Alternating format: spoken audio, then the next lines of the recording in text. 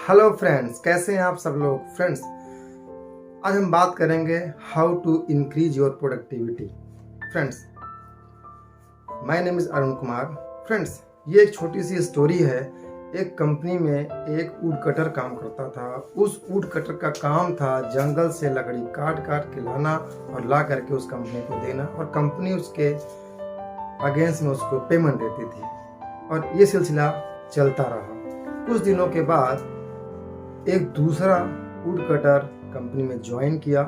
Same salary थी, same उसका वेतन था, सारी फैसिलिटी सेम थी।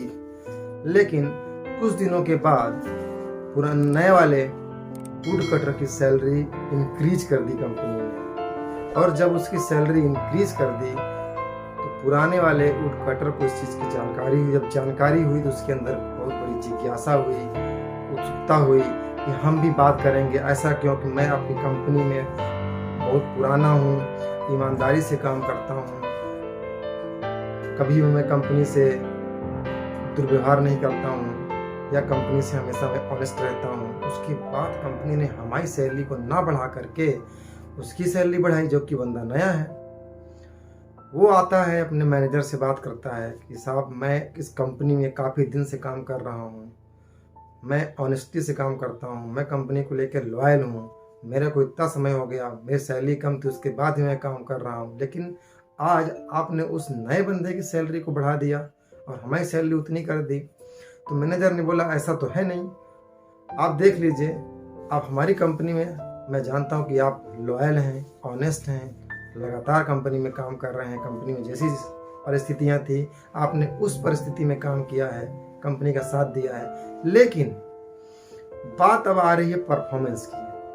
आप जो परफॉर्मेंस दे रहे हैं, आप जो लकड़ी लेकर के आते हैं, उस लकड़ी की क्वांटिटी कम होती है, जबकि वो बंदा लेकर के आता है और सेम टाइम में उसकी क्वांटिटी ज़्यादा होती है। इस चीज़ की जानकारी हुई तो उसके मन में आया, ठीक है, मैं चेक करता हूँ।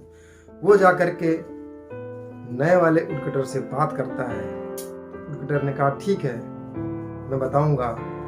उससे रहा नहीं गया, एक दिन वो साथ में जंगल में लकड़ी काटने गया। जब जंगल में लकड़ी काटने गया तो वो कई सारे वार काटता था तो लकड़ी कटती थी, और जो नया बंदा था 1 2 3 वार में लकड़ी को काट देता था, यानी कि कम वार में लकड़ी को काटता था, जिस कारण से उसकी लकड़ी का गट्ठर बहुत जल्दी बन जाता था और उसका गट्ठर बनने में टाइम लगता था। इस चीज़ को देखकर पुराने वाले वुड कटर ने नए वाले वुड कटर से पूछा कि ऐसा क्या है, मैं भी वही काम कर रहा हूँ, आप भी वही काम करो, लेकिन आपकी परफॉर्मेंस ज़्यादा है, जबकि आपसे ज़्यादा मैं काम कर रहा हूँ, ज़्यादा टाइम मैं दे रहा हूँ।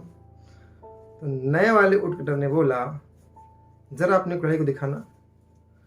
नए वाले वुड कटर ने पुराने वुड कटर की कुल्हाड़ी को देखा और उसने एक क्वेश्चन किया, भाई साहब, ये बताइए कि आपने अपनी कुल्हाड़ी को कब शार्प किया था? आपने अपनी कुल्हाड़ी को धार कब दिया था? तो वुड कटर ने बोला, यही करीब 2 3 साल पहले दिया था।